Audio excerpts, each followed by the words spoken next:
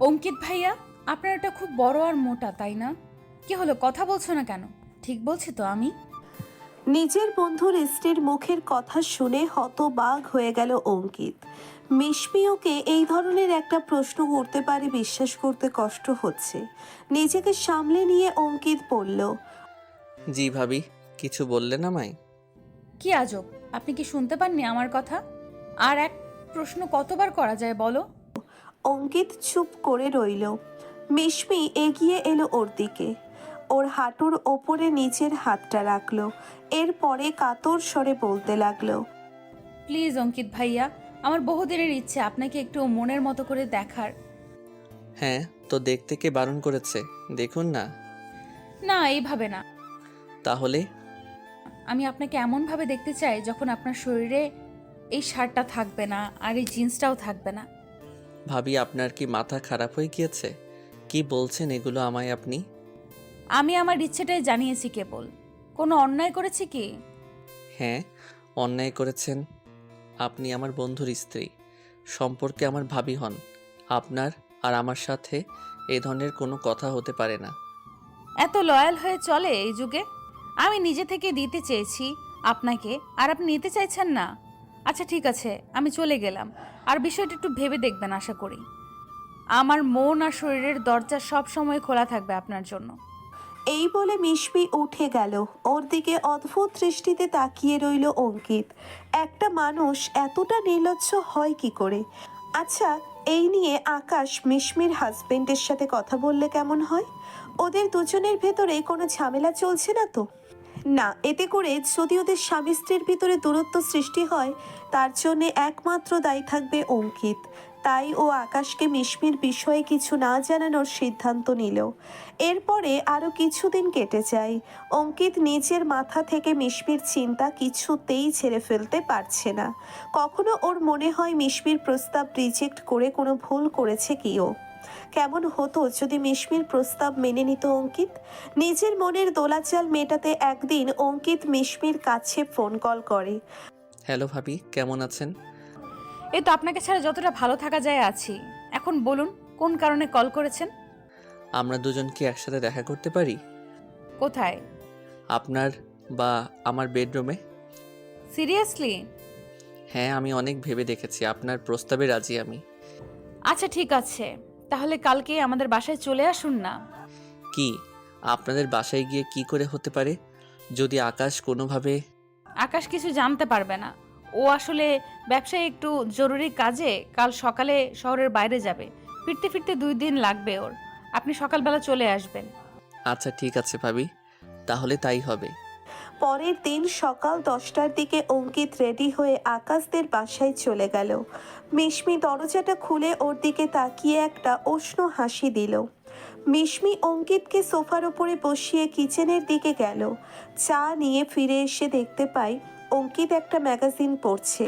কিছু সময় ড্রয়িং রুমে কাটিয়ে অঙ্কিতকে নিজের বেডরুমে নিয়ে গেল মিশমি। অঙ্কিতকে বিছানার ওপরে বসিয়ে নিচে ওর পাশে বসলো। এরপরে ওর কপালের ওপর নিচের আঙ্গুলটা ঘোরাতে লাগলো। ধীরে ধীরে আঙ্গুলটা নিচে নামতে লাগলো। এক পর্যায়ে অঙ্কিতের নাভির ওপরে ঘুরপাক খেতে লাগলো। অঙ্কিতকে উদ্দেশ্য করে মিশমি বলতে লাগলো, এমন হ্যান্ডসাম একজন পুরুষেরই তো প্রতীক্ষা করছিলাম এতদিন ধরে। বিশ্বাস করো অঙ্কিত, যখনই তুমি আমার কাছে আসো আমার ভেতরে এক অদ্ভুত অনুভূতি হয়। নিজেকে ধরে রাখতে পারি না আমি। তাই নাকি? হ্যাঁ। আমার বন্ধুকে কি ভালো লাগে না এখন আর? ওর কথা বলে আমার মুড অফ করে দিও না তো। এখন বলো, বিয়ে করছো না কেন? এরকম একটা হ্যান্ডসাম লোক, এত টাকা পয়সা কার জন্য? বিয়ে করার প্ল্যান নেই আপাতত। আজ চাই তুমি আমায় নিজের সবটা দিয়ে ভালোবাসো। ধরে নাও আজ তোমার সাথে বিয়ে হয়েছে আমার, আর আজ আমাদের ফুলশয্যা। অঙ্কিত হেসে উঠল মিশমির কথা শুনে। মিশমি নিজের শরীরের পোশাক খুলে নিল। এরপরে অঙ্কিতের শরীর থেকে ওর শার্ট প্যান্ট খুলে নিল। বিছানার উপরে শুয়ে নিজের পা দুটো প্রসারিত অঙ্কিতকে আহ্বান জানায়। অঙ্কিত নিজের জায়গা বুঝে নিতেই মিশমি ওর গলাটা জড়িয়ে কাতর স্বরে বলতে লাগলো, জানো অঙ্কিত, আরও একটা গোপন ইচ্ছা আছে আমার ভেতরে। তুমি আমার ইচ্ছেটা পূরণ করবে? কি ইচ্ছে? আমি তোমার থেকে একটা বেবি নিতে চাই। আমার একটা বেবি দেবে? কি বলছেন এগুলো আপনি ভাবি? এই কাজ তো আমার নয়, আপনার হাজবেন্ডের কাজ। তুমি কি ভেবেছো এতগুলো বছরে বাচ্চা নেওয়ার ট্রাই করিনি আমি? কিন্তু তোমার বন্ধু একটা বাচ্চা পর্যন্ত দিতে পারলো না আমায়। আমি তো ওর আশা ছেড়েই দিয়েছি। আমি জানি তোমার মতন সুপুরুষ প্রথম সুযোগেই আমায় বাচ্চার মা বানাতে পারবে। এসব আর দেরি করো না, শেষ করে দাও আমায়। আজ আপনাকে বিছানা থেকে উঠে দাঁড়াতে দেব না আমি। ইস, এই কথাটাই তো শুনতে চেয়েছিলাম। অঙ্কিতকে নিজের সাথে জড়িয়ে ধরল মিশমি। এরপরে ওরা একে অপরের সাথে গভীরভাবে মিশে গেল। কতটা সময় অতিবাহিত হয়ে গিয়েছে কারোর হিসেব নেই। শুধুমাত্র রুম জুড়ে অঙ্কিতের দীর্ঘশ্বাস আর মিশমির গোঙানির শব্দ শোনা যাচ্ছে। এক পর্যায়ে অঙ্কিত মিশমির বুকের উপর ঢলে পড়ল। এরপরে নিজেকে মিশমির থেকে বিচ্ছিন্ন করে নিল। বাথরুম থেকে ফ্রেশ হয়ে এসে দেখতে পাই মিশমি বিছানার উপরে বিধ্বস্ত অবস্থায় পড়ে আছে। নিজের শার্ট আর প্যান্ট পরতে পরতে অঙ্কিত মিশমিকে প্রশ্ন করে, কেমন লাগছে ভাবি এখন? চুপ থাকো, শেষ করে দিয়েছো আমায়। কেন? আপনি তো এটাই চেয়েছিলেন। তাই বলে এতটা? আমার বউ হবার ইচ্ছে পূরণ হয়েছে তো? খুব হয়েছে। আমি আসি তাহলে এখন। আচ্ছা যাও, তারপরেও তোমাকে ধন্যবাদ। আমার মনের ইচ্ছে পূরণ করেছো তুমি। আমার জীবনে আর কিছু অপূর্ণতা নেই। আপনার সাথে সময় কাটিয়ে আমারও কিন্তু খারাপ লাগেনি। সত্যি? হুম। এরপরে মিশমিকে বিদায় জানিয়ে অঙ্কিত চলে গেল। এর কিছুদিন পরের ঘটনা, অঙ্কিত ওর অফিসে বসে মিটিং করছে। হঠাৎ ওর কাছে একটা মেসেজ নোটিফিকেশন আসে। নোটিফিকেশনটা অন করতেই ওর চক্ষু চড়ক গাছ। মিটিং ক্যান্সেল করে বাইরে বেরিয়ে আসলো অঙ্কিত। মিশমির কাছে ফোন কল করে তাকে বলতে লাগলো, এসব কি দেখছি আমি ভাবি? আপনি আমার আর আপনার ঘনিষ্ঠ মুহূর্তের ছবি ভিডিও করেছেন। ছি ভাবি ছি, আমি আপনাকে বিশ্বাস করেছিলাম। আমি বলেছিলাম তোমায় আমায় বিশ্বাস করতে। এবার এত কথা না বলে আমি যা বলছি তাই করো। কি করতে হবে? আমার অ্যাকাউন্টে যত দ্রুত সম্ভব 1 লাখ টাকা পাঠিয়ে দাও। অসম্ভব। আমি আমার পরিশ্রমের টাকা আপনাকে কেন দিতে যাব? ঠিক আছে, তাহলে নিজের মান সম্মান নষ্ট হতে দেখার জন্য প্রস্তুত হও। এই ভিডিওটা তোমার অফিসের সবার কাছে পৌঁছে গেলে তো তখন কোথায় মুখ লুকাবে তুমি? মানে কি বলতে চাইছেন আপনি? তাছাড়া কি মনে হয় ওই ভিডিওতে আমি একা আছি, আপনি নেই? ভালো করে খেয়াল করে দেখো, ভিডিও দেখে কোথাও বোঝা যাচ্ছে কিনা ওটা আমি। ভাবি একদম ভালো হচ্ছে না কিন্তু। আপনি এইভাবে আমায় ব্ল্যাকমেইল করতে পারেন না। দেখো, আমার তোমার সাথে এত কথা বলার কোনো ইচ্ছে বা সময় কোনোটাই নেই। আমি আকাশকে সবটা বলে দেব আপনি ঠিক কি কি করেছেন আমার সাথে। কি বলবে তুমি? আকাশ তোমার কথা বিশ্বাস করবে না কখনোই। আমি ওকে বলবো তুমি জোর করে আমার সাথে এগুলো করেছো। ছি, টাকার জন্য এতটা নিচে নামতে পারে মানুষ? আপনাকে না দেখলে জানতেই পারতাম না। এতদিন যখন জানোনি, এখন নতুন করে জেনে নাও। আর তোমার সাথে এত কথা বলছি কেন আমি? ভালোই ভালোই টাকাগুলো পাঠিয়ে দাও আমায়, নয়তো একদম ভালো হবে না। এই বলে মিশমি ফোনটা কেটে দিল। এরপর একটা অট্ট হাসি দিয়ে উঠল। ওর কোলে মাথা দিয়ে আকাশ শুয়ে আছে। মিশমি আকাশকে উদ্দেশ্য করে বলে, কেমন ভয় দেখালাম তোমার বন্ধুকে? দারুণ হয়েছে, বেশ ভালো করছো তুমি। এবার দেখতে চাই ও টাকা না দিয়ে কোথায় যায়। একদম। আর শোনো, এই ভিডিওটা বানানোর জন্য তোমাকে খুব কষ্ট করতে হয়েছে তাই না? হ্যাঁ, সে তো একটু হয়েছেই। তোমার ফ্রেন্ড তো আর তোমার মতো নয়। ইনসাল্ট করলে?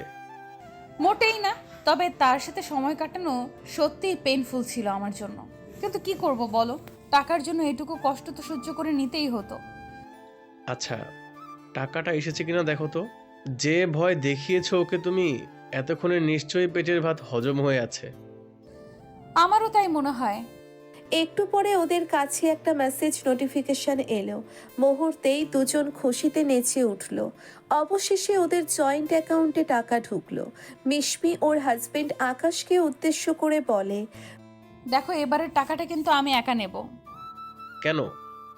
কারণ এটা আমার অর্জন। তোমার বন্ধুর নিষ্ঠুরতা আমাকে সহ্য করতে হয়েছে, তোমাকে নয়। তো তুমি কি বলতে চাও? আমি আমার বন্ধুর সাথে বিছানায় উঠে যেতাম? সেটা সম্ভব কখনো? আর ভুলে যেও না, আইডিয়াটা কিন্তু আমার মাথা থেকেই প্রথম এসেছিল। প্লিজ রাগ করো না জানো, এর পরের বারের টাকাগুলো সব তোমার। আমার এই টাকার উপরে প্লিজ নজর দিও না, সবটা আমি নিব। আচ্ছা, ঠিক আছে। আর কথাটা মাথায় থাকে যেন, পরের বার তোমার কোনো বাহানা শুনবো না আমি। মিশমি লক্ষ্য করলো ওর হাজবেন্ড ওর উপরে ভীষণ অখুশি, কিন্তু তাতে কিছুই যায় আসে না ওর। নিজের প্রাপ্যটা ভালো করেই বুঝে নিতে জানেও। একদিন আকাশের কাছে হঠাৎ অঙ্কিতের একটা ফোন কল এলো। অঙ্কিত কলটা রিসিভ করতেই আকাশ ওকে বলতে লাগলো, আকাশ, এগুলো কি হচ্ছে আমার সাথে? কি হয়েছে দোস্ত? তোর বউ এইভাবে ফাঁসাবে আমায়? আমি তো ভাবতেও পারছি না। অনেক চুপ থেকেছি নিজের মান সম্মানের কথা ভেবে, কিন্তু আমি আর চুপ থাকবো না। আরে হয়েছেটা কি সেটা তো বলবি।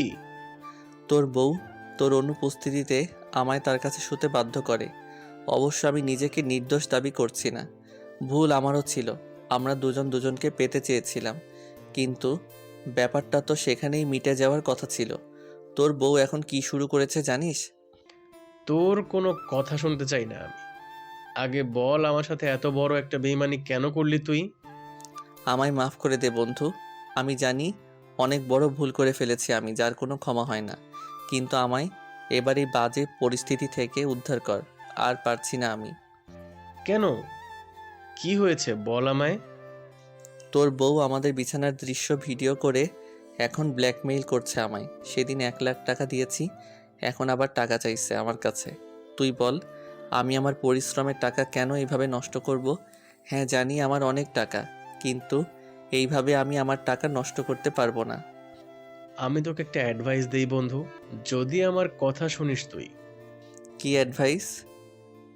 দেখ, দোষ যখন তুইও করেছিস, তুই একটা মোটা অঙ্কের টাকা আমার বউকে দিয়ে দে, যাতে ও আর তোকে বিরক্ত না করে। আমি ওকে বোঝাবো। সিরিয়াসলি তুই আমায় এটা করতে বলছিলি? তোর বউ এত বড় একটা পাপ করেছে, সে পরপুরুষের সাথে রাত কাটিয়েছে। এটা শুনে তোর মাথা ঠিক আছে কি করে? আমার বউকে আমার থেকে কেউ ভালো চেনে না। আমি যদি ওকে কিছু বলতে যাই, ও জাস্ট শেষ করে ফেলবে আমায়। আর আমি আমার জীবন হারাতে চাই না। তুই বরং ওকে ওর টাকাটা দিয়ে দে, এতে সবারই ভালো। তুই শুধু শুধু টাকার জন্য নিজের মান সম্মান কেন নষ্ট করবি ভাই? আমি বুঝে গিয়েছি, সব বুঝে গিয়েছি আমি। কি বুঝেছিস তুই? তুই আগে থেকে সব জানতি, আর এটা তোদের দুজনেরই প্ল্যান। কি বলছিস? মাথা ঠিক আছে তো? চুপ কর। টাকার জন্য এতটা নিচে কি করে নামলি ভাই? টাকার জন্য নিজের বউকে অন্য কারো বিছানায় যে পাঠাতে পারে, সে আর যাই হোক মানুষ হতে পারে না। তোর সাথে আজ থেকে সব সম্পর্ক শেষ আমার। আর তোদের টাকা দরকার, তাই না? ঠিক আছে, যত টাকা লাগে তোদের দেবো আমি।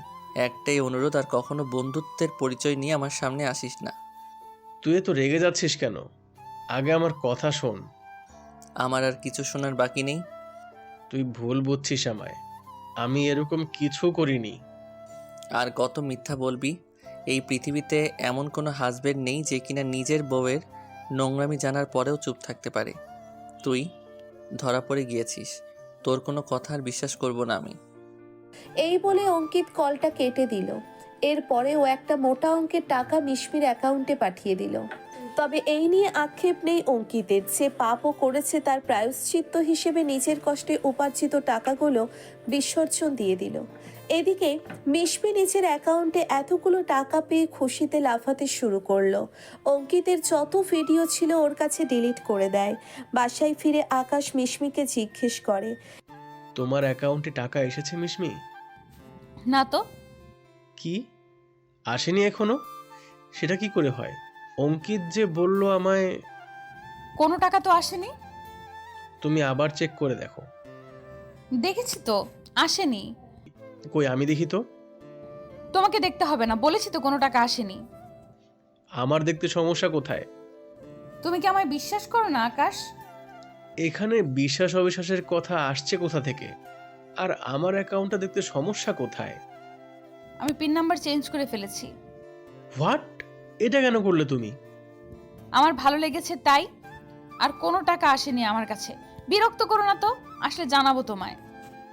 ঠিক আছে, আমি নিজেই অঙ্কিতের কাছে কল করে জেনে নিচ্ছি। এই বলে অঙ্কিতকে ফোন কল করলো আকাশ। ওকে বলতে লাগলো, অঙ্কিত, তুই আমার বউয়ের অ্যাকাউন্টে টাকা পাঠিয়েছিস? হ্যাঁ, অনেক আগেই পাঠিয়েছি।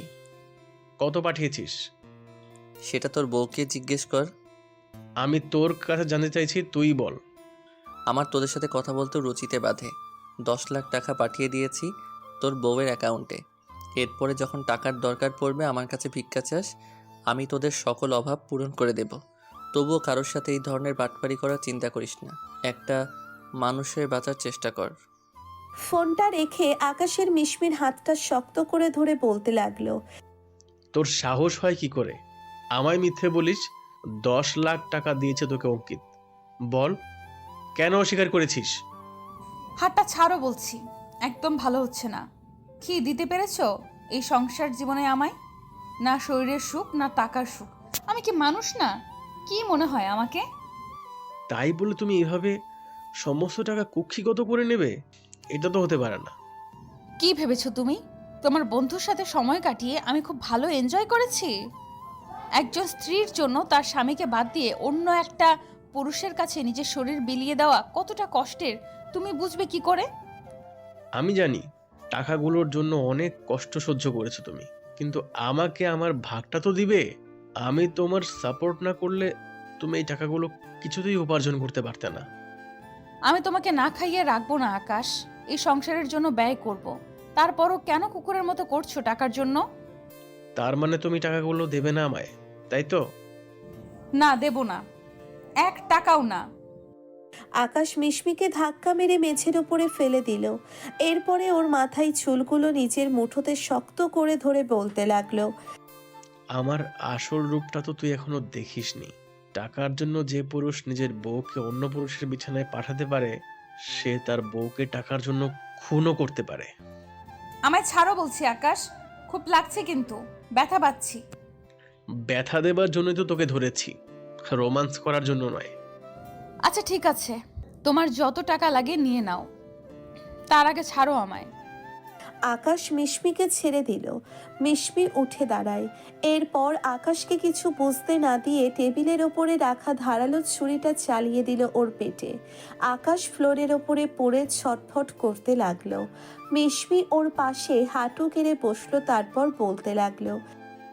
যে নারী টাকার জন্য নিজের স্বামীর বন্ধুর সাথে শুতে পারে, সে টাকার জন্য নিজের স্বামীকে খুনও করতে পারে। তোমার কথা তোমাকেই ফিরিয়ে দিলাম। আকাশের লাশটা মাটি চাপা দিয়ে রাখলো মিশমি, কিন্তু নিজের পাপ বেশি দিন লুকিয়ে রাখতে পারেনি সে। আকাশের গ্রামের বাবা মা থানায় মিসিং ডায়েরি করতেই পুলিশ তদন্ত চালিয়ে আকাশের লাশ উদ্ধার করে। সেই সাথে মিশমিকে ওর অপরাধের জন্য গ্রেফতার করে। বর্তমানে অন্ধকার কারাগারে নিজের পাপের সাজা